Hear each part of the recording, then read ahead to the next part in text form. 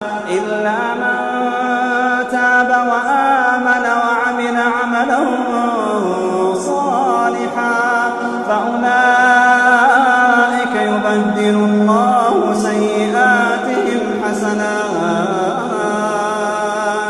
وكان الله غفورا رحيما. بسم الله الرحمن الرحيم. يا أيها الذين آمنوا توبوا إلى الله توبة نصوحا.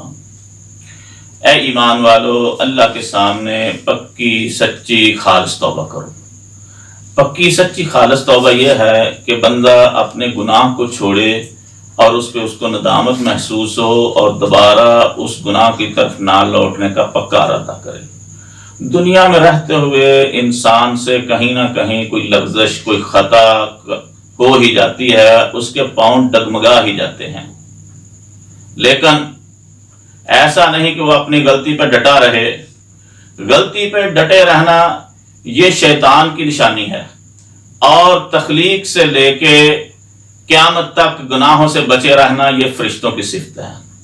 لیکن غلطی ہو جانا اور پھر اس پہ معافی کے درخواست گزار ہونا یہ ابن آدم کی نشانی ہے کہ اس سے غلطی ہو جاتی ہے، توبہ کرتا ہے، شاہراہ عبادت پہ پھر گامزن ہو جاتا ہے.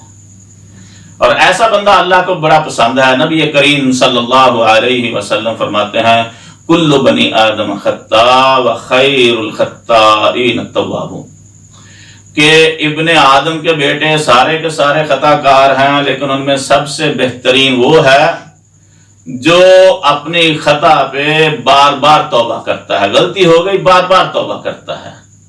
اور اس کے بارے میں نبی کریم صلی اللہ علیہ وسلم فرماتے ہیں التائب من الذنب کمن لا ذنب لہ، اپنے گناہ سے توبہ طلب کرنے والا، توبہ کرنے والا ایسا ہی ہے کہ جیسے اس نے گناہ کیا ہی نہیں. نبی کریم صلی اللہ علیہ وسلم فرماتے ہیں کہ شیطان رب کائنات کے سامنے حاضر ہوتا ہے اور کہتا ہے کہ یا اللہ، تیرے یہ بندے جب تک ان کے جسموں میں روح ہے، جب تک ان کی جانوں میں جان ہے، میں ان کو گمراہ کرتا ہی رہوں گا. رب کائنات کہتے ہیں وعزتی وجلالی، کہ مجھے میری عزت اور جلال کی قسم لأغفر لهم ما استغفرونی، یہ جب تک میرے سے بخشش طلب کرتے رہیں گے میں ان کو بخشتا رہوں گا، میں ان کو معاف کرتا رہوں گا. یہ گناہ کریں پھر توبہ کریں، میں ان کی توبہ کو قبول کروں گا.